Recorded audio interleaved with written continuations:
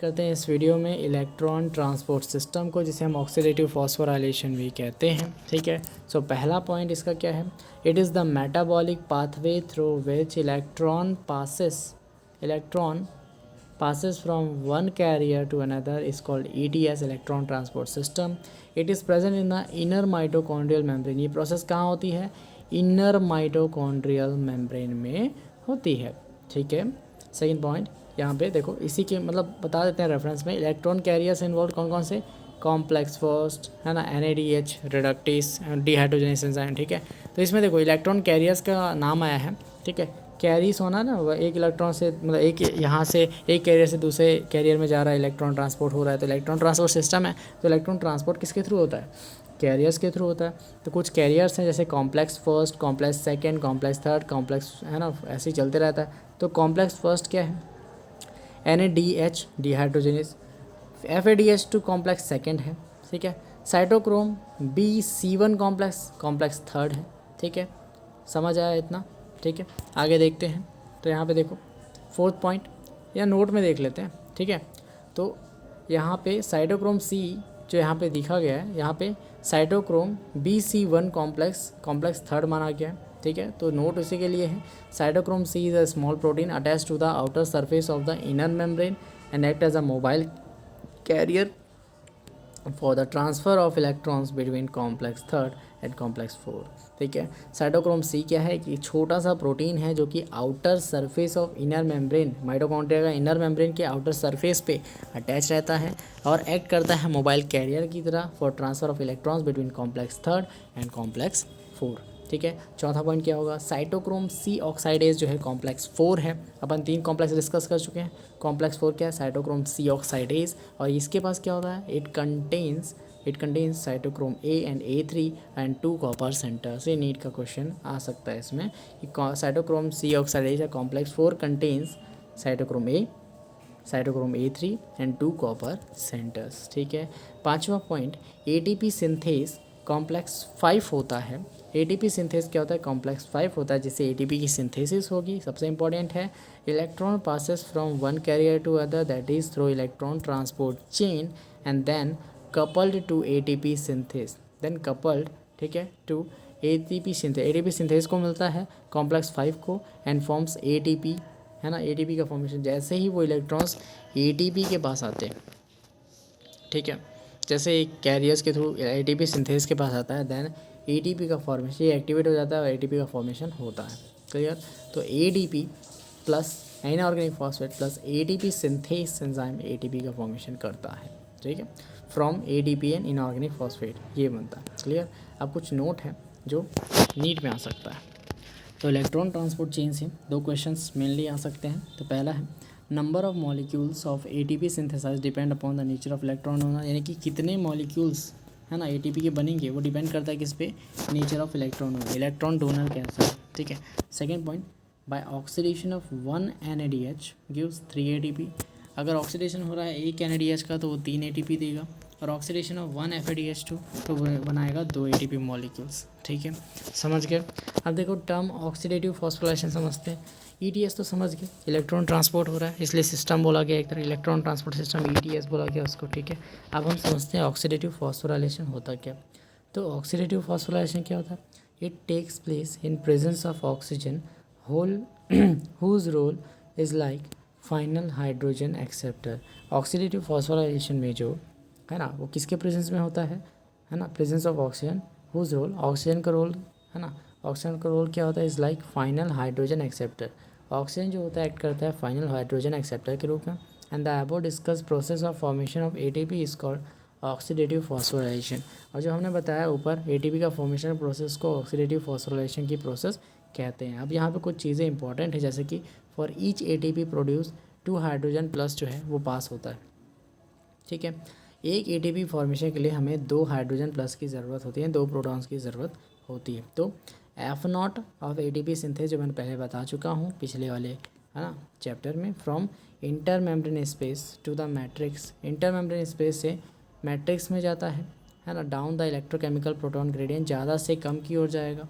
ठीक है जी, तो मैंने जैसे बताया था आपको पिछले वाले चैप्टर में कि यहाँ पे एक मतलब इंटेग्रल मेम्ब्रेन होता है, इंटेग्रल F0 होता है और यहाँ पे F1 होता है। तो H प्लस यहाँ से जाता है ना, और ये F1 जो है ATP सिंथेस होती है, जो कि प्रोटॉन ग्रेडियंट को एक्साइट करके ATP का फॉर्मेशन करता है। सेम प्रोसेस यहाँ पे होगा, बस यहाँ पे इंटर मेम्ब्रेन स्पेस से, है ना, F0 ATP सिंथेस जो है वो इंटर मेम्ब्रेन स्पेस से मैट्रिक्स की ओर प्रोटॉन ग्रेडियंट को भेजेगा, इलेक्ट्रोकेमिकल प्रोटॉन ग्रेडियंट, यानी कि ज़्यादा से कम की ओर। क्लियर, यानी कि इंटर मेम्ब्रेन स्ट्रेस में ज़्यादा है और वो भेजेगा मैट्रिक्स की ओर। बस इतना ही याद रखना है, ठीक है। अब डिफरेंस बताते हैं आपको फर्मेंटेशन और एरोबिक रेस्पिरेशन के बीच डिफरेंस क्या होता है। तो पहली चीज़, partial break down of glucose occurs fermentation में, ठीक है, और यहाँ पे एरोबिक रेस्पिरेशन में complete break down of glucose occur into CO2 and H2O, ठीक है। सो फर्मेंटेशन में partial break down of glucose occurs, anaerobic respiration complete breakdown of glucose occurs into the CO2 and H2O. Clear? Only two molecules of ATP formed. Net gain of fermentation is 2 ATP, and यहाँ पे net gain of ATP in aerobic respiration is 38. But if क्या बोलेगा, but specifically asked eukaryote respiration net gain 36 होगा, ठीक है। अगर आप net gain ATP की बात करोगे एरोबिक रेस्पिरेशन में तो 38 होता है, लेकिन अगर स्पेसिफिकली बोला गया कि यूकारियोट में बताइए तो वो 36 नेट गेन होगा, ठीक है जी। चलो, NADH is oxidise to NAD plus slowly, and third point, NADH is oxidise to NAD plus fast and vigorously. यहाँ पे बहुत ज़्यादा फास्ट प्रोसेस होती है, फर्मेंटेशन स्लो होती है। Fourth, occurs in absence of oxygen, और ये प्रेजेंस ऑफ ऑक्सीजन में आता है। क्लियर है डिफरेंस। अब कुछ नोट्स देख लेते हैं जो कि इंपॉर्टेंट है। तो net gain of ATP in anaerobic respiration, है ना, एनारोबिक रेस्पिरेशन 2 ATP फर्मेंटेशन वगैरह में, ठीक है, 2 ATP बनता है, ठीक। Second, respiratory pathway is an amphibolic pathway. Respiratory pathway जो है एक एम्फीबॉलिक पाथवे होता है because it involves catabolism and anabolism, ठीक है। देखो, रेस्पिरेटरी पाथवे क्या होता है, जिसमें मेटाबॉलिज्म होता है। मेटाबॉलिज्म मतलब ब्रेक डाउन प्लस फॉर्मेशन, है ना, मतलब कि एनाबॉलिज्म और कैटाबॉलिज्म। तो रेस्पिरेटरी पाथवे क्या होता है, एक एम्फीबॉलिक पाथवे होता है जिसमें एनाबॉलिज्म और कैटाबॉलिज्म दोनों होता है, ठीक है। मतलब कि मेटाबॉलिज्म जो होता है वो होता है ब्रेक डाउन, और ब्रेक डाउन का मतलब कैटाबॉलिज्म, है ना, और एनाबॉलिज्म भी होता है। क्लियर, मेटाबॉलिज्म में दोनों चीज़ें होती हैं, एनाबॉलिज्म और कैटाबॉलिज्म। पर्टिकुलरली हम यहाँ पे कैटाबॉलिज्म को डिस्कस करते हैं। तो ब्रेक डाउन का मतलब होता है कैटाबॉलिज्म, तो फैट्स टूटेगा फैटी एसिड प्लस ग्लिसरॉल, ठीक है, ठीक है जी। तो फैट्स टूटता है 3 फैटी एसिड प्लस 1 ग्लिसरॉल में टूटता है फैट्स, ठीक है। Fatty acid 3 fatty acid plus 1 glycerol में टूटता है फैट्स, और उससे क्या बनता है, एसिटाइल कोए बनता है। क्या बनता है, एसिटाइल कोए। ये कनेक्टिंग लिंक है, ठीक है। कार्बोहाइड्रेट टूटेगा सिंपल शुगर्स में, ग्लूकोज में, और वो ग्लाइकोलिसिस में जाएगा और पायरुविक एसिड बनाएगा। पायरुविक एसिड फिर एसिटाइल कोए में कन्वर्ट होगा। क्लियर है, समझ आया, ओके।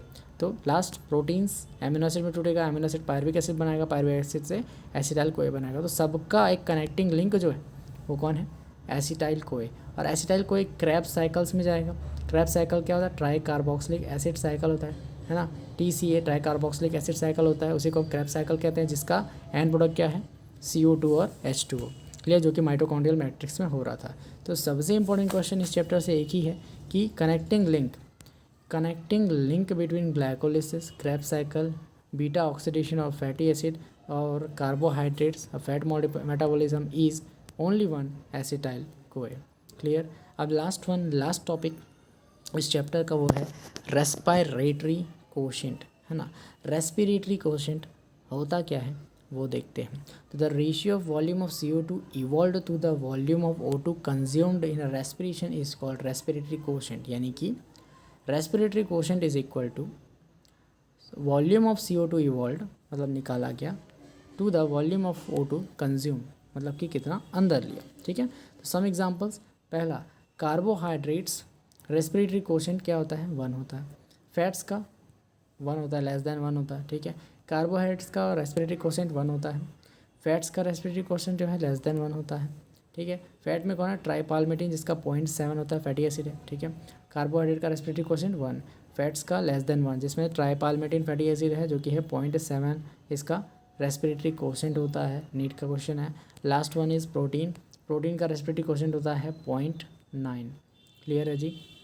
फिर से बता देता हूँ एक बार कि रेस्पिरेटरी कोशेंट क्या होता है, volume of CO2 equal to the volume of CO2 O2 consume, ठीक है जी। तो इसमें कुछ एग्जांपल्स में कार्बोहाइड्रेट का रेस्पिरेटरी क्वेश्चन 1 होता है, फैट्स का लेस देन 1 होता है, जिसमें ट्राइपाल्मेटिन जो है उसका फैटी एसिड का रेस्पिरेटरी क्वेश्चन 0.7 था, एंड लास्ट वन जो है प्रोटीन्स का रेस्पिरेटरी क्वेश्चन 0.9 होता है। क्लियर। अब दो चीज़ें हैं यहाँ पे, है ना, ये तो नीट में आएगा, ये कन्फर्म बात है, लेकिन दो जो इम्पॉर्टेंट नोट है वो देख लो। Cytochrome is a ferrous containing porphyrin pigment. Cytochrome क्या होता है, एक प्रोटीन होता है, पिगमेंट होता है, ठीक है, पोरफायरिन पिगमेंट से बना होता है।